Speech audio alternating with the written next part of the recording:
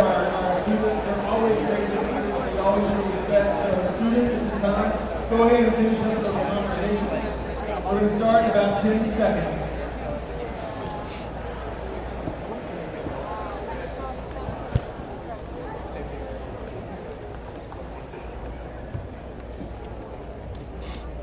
Good morning again. I woke up at 3 this morning. I usually wake up around 4, but 3 this morning because I was looking forward to having an opportunity to fly in an airplane today before I came to school. I had an awesome opportunity. And so many of you saw that formation out a few minutes ago, and I want you to know I would like for you to give a thanks to Mrs. Watley, who flew the lead plane. Woo! Yeah! Her husband, Mr. Lee Watley.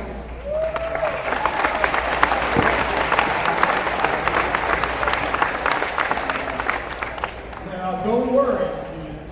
Don't worry. I'm not going to be talking much longer. So this program today is going to be run by students. And you're going to be hearing some great examples of leaders. And it's so important that we show respect for what they have to say because of what they've done. We get to sit here today.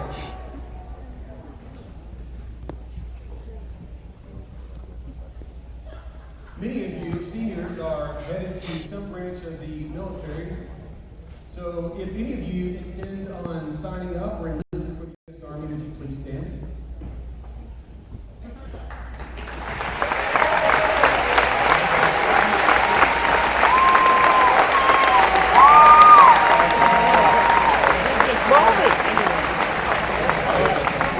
And those of you who are planning on enlisting in the U.S. Marines, please stand.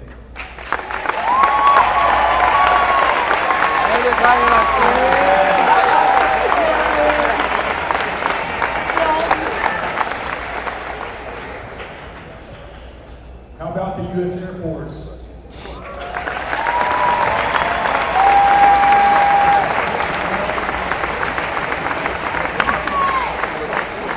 Certainly we don't want to forget the National Guard.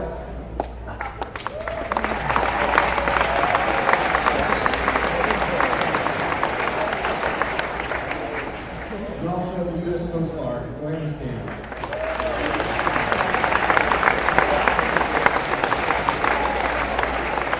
Maybe. Commander Powell, please stand up. Commander Powell, one of our parents. Please stand up.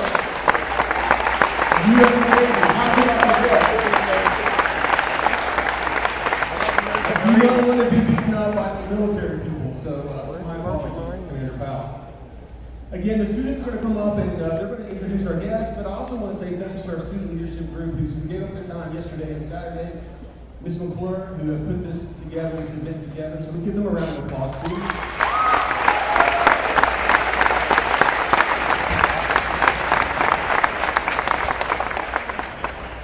And before our guest speakers come and talk to us, we have one of our own, Josh Johnson, who's going to come up and say a few words. Come on up, Josh.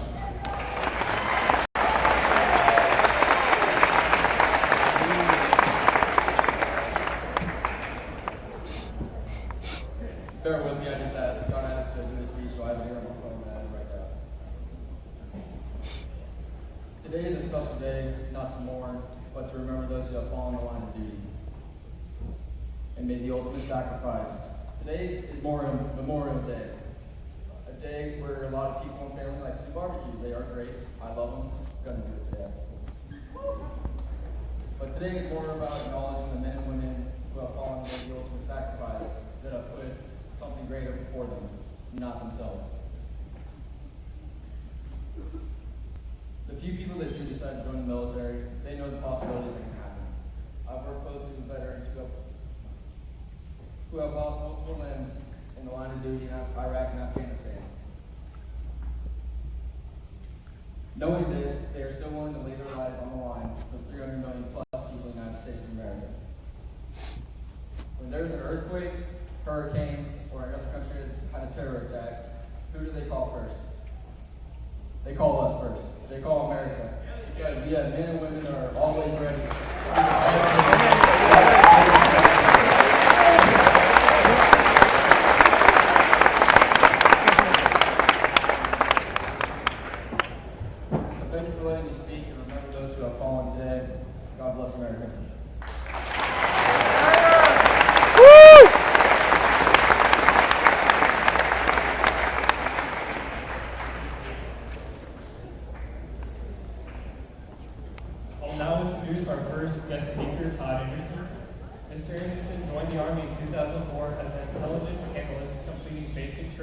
Fort Jackson, South Carolina, and advanced individual training at Fort Washington, Arizona. In 2007, he deployed in Operation Iraqi Freedom, serving in Baghdad for 1 year. He then returned home and earned his degree in December 2010 from the University of Oklahoma. 3 months after graduating, he deployed to eastern Afghanistan's Partia province, where he served for nearly 1 year. At this time, Mr. Anderson is still in the National Guard with the rank of Staff Sergeant. Now please give a round of applause for Mr. Todd Anderson. Yeah! Woo!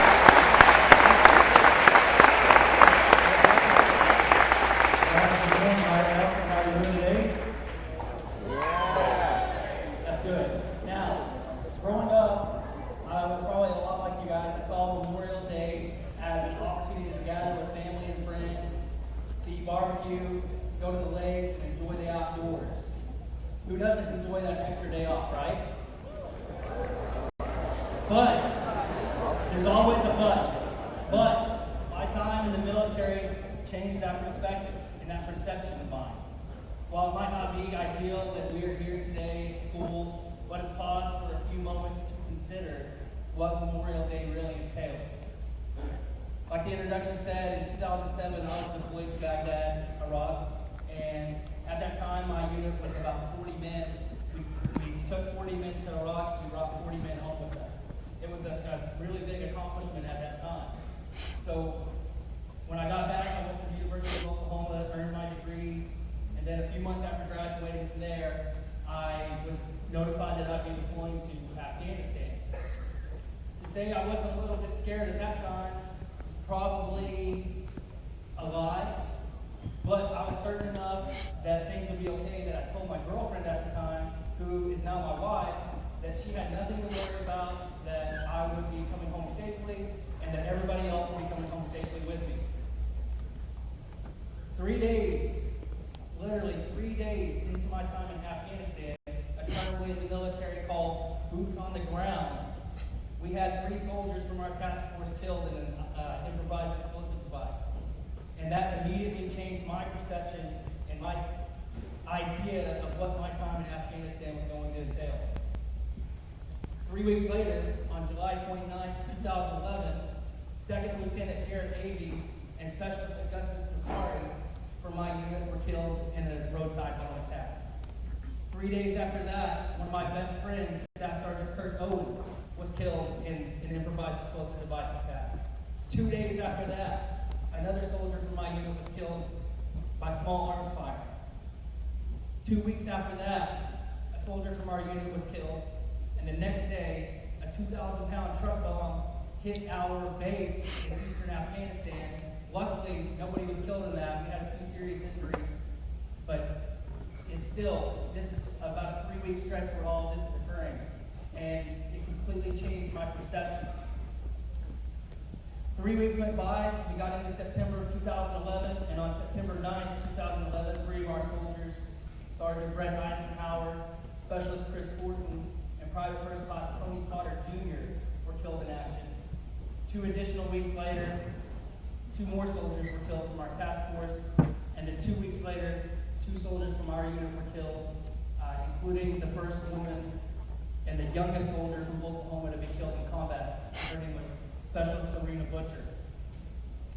And then now we skip forward about 6 weeks, or 2 days after Christmas, and we had 3 more people killed in combat. And so I say this, and I say their names because I'll never forget them, and the people that serve with them will never forget them.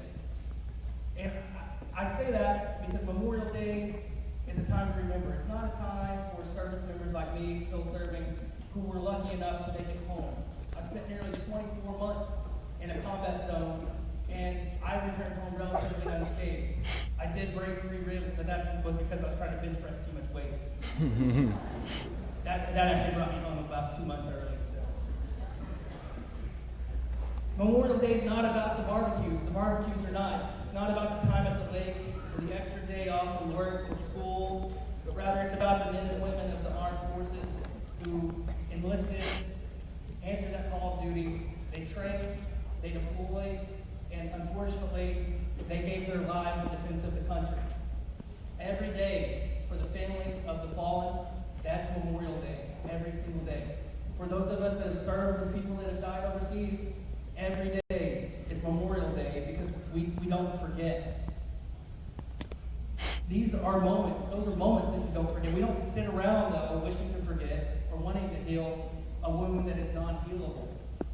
Instead, we sprint towards the very opportunities to live the lives that our fallen service members cannot. I was looking on Facebook as I was walking down here, and one of the guys that I served with had posted something on Facebook. He said that over 1 million people since the founding of this country, 1 million men and women have given their lives for this country. So we would be hard-pressed to find a more fitting tribute to their memories than by living a purposeful life found through our selfless service towards each other. So I challenge each of you to think about Memorial Day in that fashion. Think about the hundreds of thousands of men and women who have gallantly fought and died for the country. Think about the father and the mother, the son, the daughter, brother, sister, aunt, or uncle, or cousin who didn't return home, and the impact that had on his or her family. Pause for one moment and consider how lucky, even on Memorial Day, we are to be at Byron Nelson High School in Trophy Club. I challenge you to look up the name of an individual who died in the line of duty. A simple Google search will reveal a lot of information about that person. And I ask you to pause today at some point and reflect the impact that loss had on his or her family. And in that moment, you will realize what Memorial Day is truly about. Thank you very much.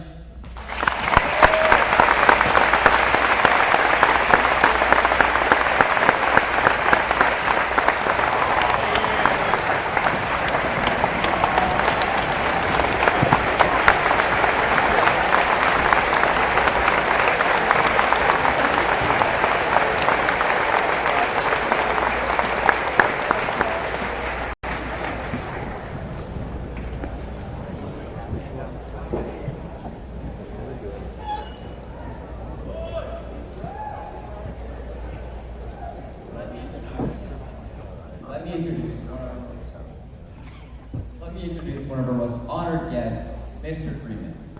So Mr. Freeman joined the U.S. Army in June 1967. He attended helicopter flight school and was deployed in Vietnam in March 1969 with the 101st Airborne Division flying AH-1G Cobra gunships, providing close air support to the division. Mr. Freeman was at Hamburger Hill, Fire Base Ripcord, the last offensive in Vietnam, and Lam Son 719, the invasion into Laos by the Vietnamese Army. He supported special operations reconnaissance teams in Laos and North Vietnam, in the vicinity of the Ho Chi Minh Trail, prior to Lam Son 719. After Vietnam, he entered the U.S. Navy flying F-4 Phantom fighters for several aircraft carriers in both active duty and naval reserve. After naval reserve, he went back to the Army National Guard, flying the Reserve Battalion to Task Force 160, the Aviation Support Regiment for Special Operations Command. Mr. Freeman did 8 rotations to Afghanistan, flying supports of Special Operations Command as civilian, providing surveillance and reconnaissance. Now let's give a warm welcome to Mr. Freeman.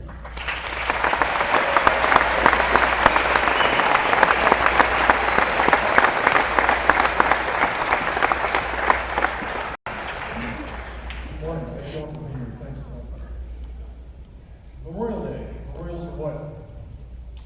They're basically funerals without a body, right? But in Scripture, we know that Jesus complained to Peter that he said, when you are going to rejoice. And so we are to have happy thoughts of people that we've lost, but it's still said for us. And so with that in mind, what I want to do is take us back to the beginning. We're the first Americans. Where did all of this start? We weren't necessarily in the army that we didn't have an army. But you look at the persecution that was going on in England, primarily in England, we already had Reformation. There was a lot of issues, and people went out and they did, and they came to this country. Rough dates, the numbers were, we'll call it 1620. We started 1609 or so, Massachusetts, Virginia, Carolinas, whatever. We had America at that point. You guys get back to your boat, whether it's the Mayflower or whatever, they sail away, have a good life, we'll see you later. Some of the settlements worked, some didn't. But we had freedom at that point. The American spirit was being born.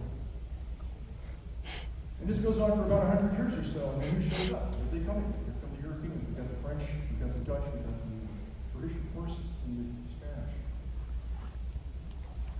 They have a little bit of a conflict up north, 7 Years' War. French and Indian War, we call it. Actually, the French and the Indians against the British. And so we get involved in that. And they kind of have a truce.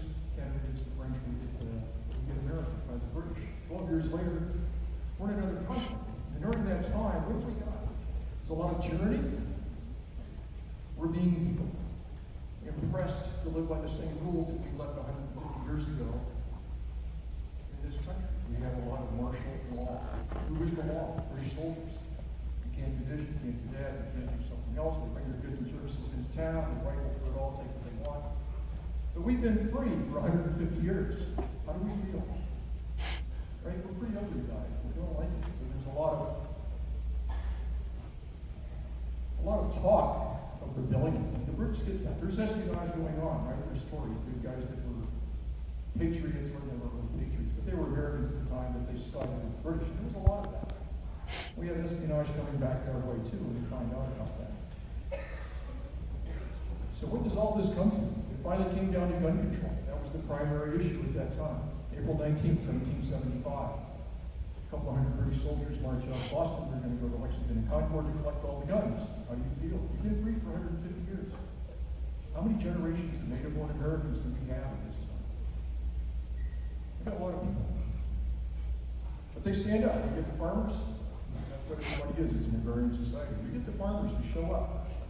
Lexington Green that morning. Depending on the history, what do we got? 70, 75 guys maybe? Who are these people? I think they're a bunch of fun. They're Americans.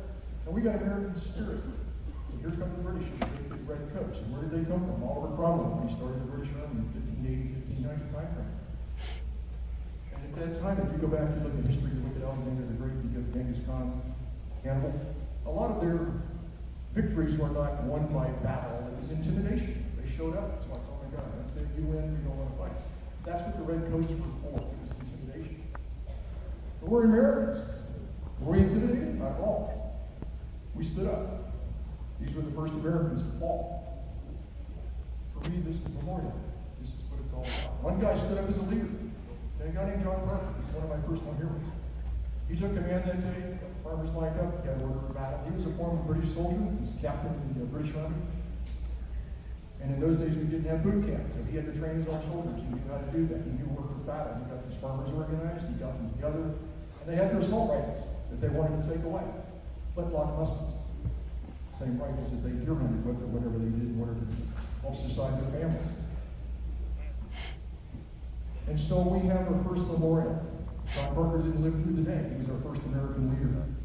As an American, with American spirit, the British show up in their red coats and like, so what? Bring it on, dude. Right? We got 75 of us. We're going to take you guys out. And they did. We won. They did not get to the army. They did not collect the rifles. Same thing in Concord. A little bit of a national fight in Concord, but nonetheless, the American spirit prevailed. And so we started all this. And that was the beginning of what became our country. That we had already had 150 years of freedom at that point. That we still enjoy today. And I think that's wonderful. 15 months later, what do we have? July 4th, 1776. We got 56 guys signing documents as we declared our independence from England. As a soldier, I'm a soldier. What do I care? We got the point across 15 months ago when we started this conflict. But it made a point that we now had a government. We didn't really have a government, but we had patriots who were politicians that signed a document that gave us the words that we have, right? Life, liberty, pursuit of happiness. We don't want your tyranny. We don't want your martial law. Get out of our life. And so we had to fight for another 5 years until another one of my heroes from that war, Forrest Cornwallis, was surrendered Yorktown, totally undefendable.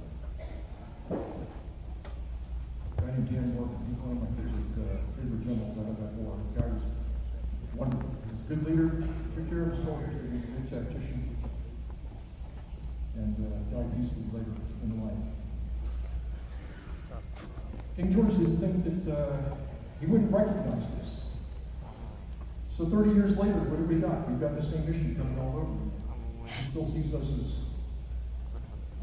part of his subjects. He's stealing our ships, stealing our sailors, because he's got the fight going on the mainland and with France. We declare war on England. It's what we have to do. We're Americans. It's our spirit. It's what we do. So the British sent people over here to burn Washington, which they did. Took out the White House, burned the Capitol, they burned it around, right? We're kind of upset. They go up to Baltimore, take out Baltimore. At that time, that's our number one city. That's where all the Congress of the United States is. It's going through Baltimore. New York hasn't quite come into prominence yet. The only city, by the way, on our whole eastern seaboard that's never been taken militarily. Baltimore. A guy named George Armistead was running the fort there. Come up with a brilliant defense. Another one of my personal heroes. Great guy. Took care of his people. We didn't have much of an army at the time. We had a lot of National Guard, if you would call it that. And so we sent what we had across the northern shore of the harbor to meet the British army. Who are these guys? You got to realize they stopped. It took them to 1814 to get over here from the war of 1812 because they were fighting some dude on the continent. Remember Napoleon? Outside of Brussels, right? A place called Waterloo. These guys had just finished taking him out. Got that done. They get on the boats and they come to Washington, D.C. and then Baltimore. They had no R&R, they didn't stop. This is probably one of the toughest armies on this planet. And what are they up against? More colonial. But we have an American spirit. The 1st Maryland had a sniper school at that time. You think, oh my God, how cool is that? Bunch of young guys, 9 to 11, 15 years old. One of their prime marksmen, another guy named Holmes. These were the two guys. They only got 200 called ACES sharpshooters, 1st Maryland. They sent 60 guys north, and then from that they sent a recon party. North from that, they told them to find out what's going on. They climbed some trees. At that time, you got to realize most of the armies were semi-mercenary. They were fighting for their unit, if you will. A lot of the units in England still were provincial battalions.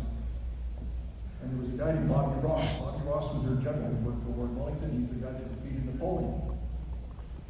He's the guy. He's on the North Shore of Maryland. He's coming toward Baltimore. Weapon becomes take him out. The British Army kind of folds at that point. They want to go back and get on their boats. These two guys died. There was a little bit of a skirmish if they killed their favorite guy. But we have an American spirit. The spirit was wonderful because that is who we are. That is what we are. And it was born in this country from the 1600s to the 1700s because we had freedom. We had no oppression. And that is where this stuff is going. 40 years later, what do we got? We got another war. What are we doing? We're killing each other. This is crazy. Dumbest war I think we've ever fought. I think call it a civil war. What war is civil? You can't have an argument with your best friend or with your significant other and make it civil. Okay? So, that's one word I really don't understand. I got my heroes from it, but I don't like it because we're killing each other. 600,000 Americans lost.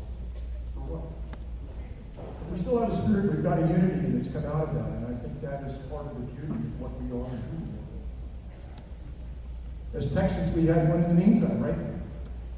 October 2nd, 1835. What's going on in Dallas, Texas? Right? We've seen the flag, the star of Canada, and take it. That was us. The spirit is here. We had Bannon, we had Goliad, San Antonio, right? The Alps, and then over to San Jacinto. And we prevailed. It's that same spirit. And it was alive and well in Texas, just like it is in the rest of the country. And so with that, I would like just to say to those of you that want to go in the military, don't let your best friend talk you out of it. Because that's not what he wants to do. We have an all-volunteer force. John Parker was a volunteer. Recording thing. All of those at the Lexington and Concord were volunteers. We didn't have army. We didn't have anything. All we have is a spirit. We have an American spirit. And we didn't want somebody else telling us what to do or how to do it. And that is what has prevailed. And that's what we need today. We have an all-volunteer force today, and we need soldiers. by that, it's a generic term. I was a sailor too. I got 11.5 years in the Navy. I worked in the Marines. I grew up in the Air Force. My dad was in the Air Force. And I worked with the Coast Guard. All 5 branches. We need people. Don't be afraid. The beauty of being in Afghanistan is that I got to be around some of the same old units I was with in Vietnam. Two guys with faces, sort of. They're all the same to me because we're all 20 years old. That's where I am. Inside. And it's wonderful. I live with SEAL Team 6, good bunch of guys, they're pretty tough. Can't help at byron. And that's who I was working for, was primarily Tier 1 forces and Special Forces and SEAL Teams. So if that's where you want to go, and that's what you want to do, don't let anybody talk you out of it. It's our spirit and our patriotism that's keeping us going. That's what America is, that's what we need. That's who we are. And with that being said, if you don't understand all the uniform, this uniform is no longer being used by the United States military. We had it for about 50 years. I got accused of being in the Navy, which I was, but the fellow that was accusing me of that never knew that. You didn't know what a Navy uniform looked like. We've got a full commander here that's wearing a Navy uniform. If you see any of these guys in uniform, don't be afraid to go up and tell them thank you. Thank you. I would do it all the time, even in Afghanistan. They never knew where I came from. I was wearing contractor uniforms, cargo pants, 511 shirts.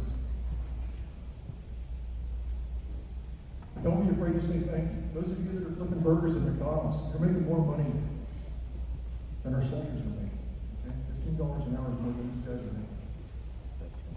And what are you doing flipping burgers? What are these guys doing? They're going through nothing. Going to the rifle range. Going on the University of Northern to play Army. We're going to play military because we've got somebody to fight. Just like the fellows in Coast. Coast is a nasty place. It's got 4 portals on the Pappy border. Very, very, very good. That's corner of the Cornwall. If you saw Lone Survivor, that's where Marcus was. He was up in Cornwall.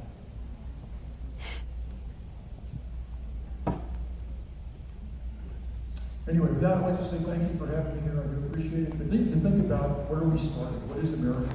What is our spirit? Where did it come from? And it came from a bunch of guys that had this spirit that were willing to defend this country from the tyranny,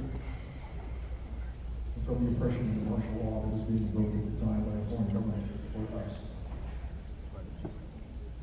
And remember, Memorial Day is a good time. Something to think about those of us in the front. I like to think of it as more as the military remembrance day. You think about the guys who lived as much as we did the guys who died, because there was the guys that wrote the history. How do we know about John Parker who died?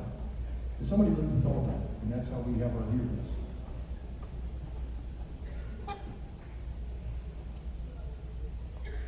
Thank you.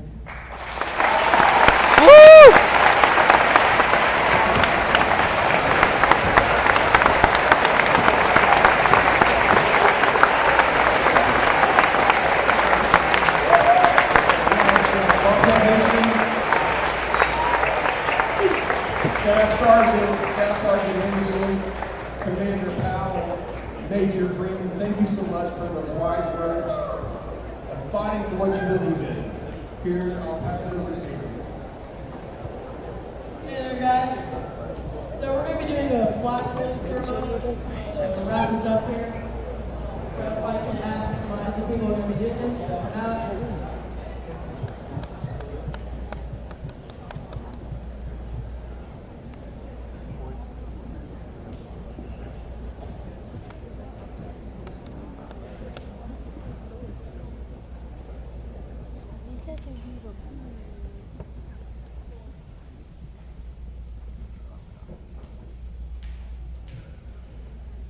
The first fold of our flag is a symbol of life. The second fold is a symbol of our belief in eternal life. The third fold is made in honor and remembrance of a veteran departing our ranks, and who gave a portion of his or her life for the defense of our country to attain peace throughout the world. The fourth fold represents our weaker nature. As American citizens trusting in God, it is to Him we turn in times of peace, as well as in times of war, for His divine guidance. The fifth fold is a tribute to our country, for in the words of Stephen Decatur, our our country and dealing with other countries, may she always be right, but instill our country right or wrong. The sixth fold is for where our hearts lie. It is within our hearts that we pledge allegiance to the flag of the United States of America and to the republic for which it stands, one nation, under God, indivisible, with liberty and justice for all. The seventh fold is a tribute to our armed forces, for it is through the armed forces that we protect our country and our flag against all enemies, whether they be found within or without the boundaries of our republic.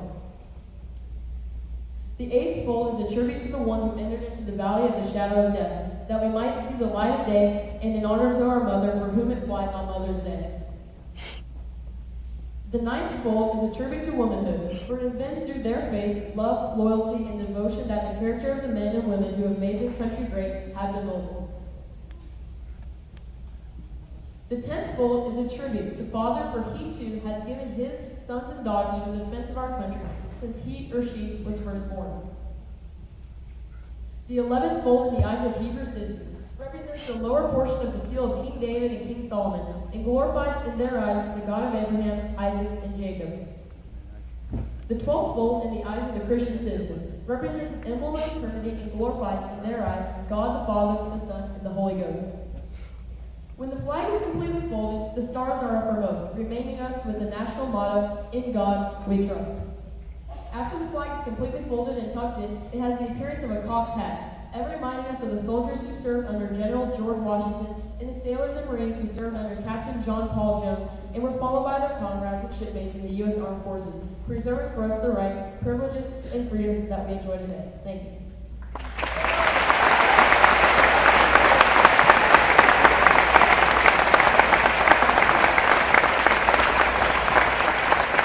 And now I Dr. Myers with the closing ceremony.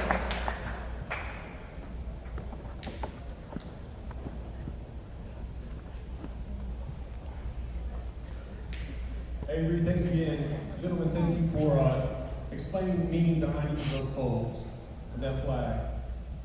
As we conclude our ceremony today, as you go out into the hallways, and as you participate in the life of school, I hope that you will pause and remember the lives of those who were lost, war to help us with freedom. Let's give one more round of applause for our students.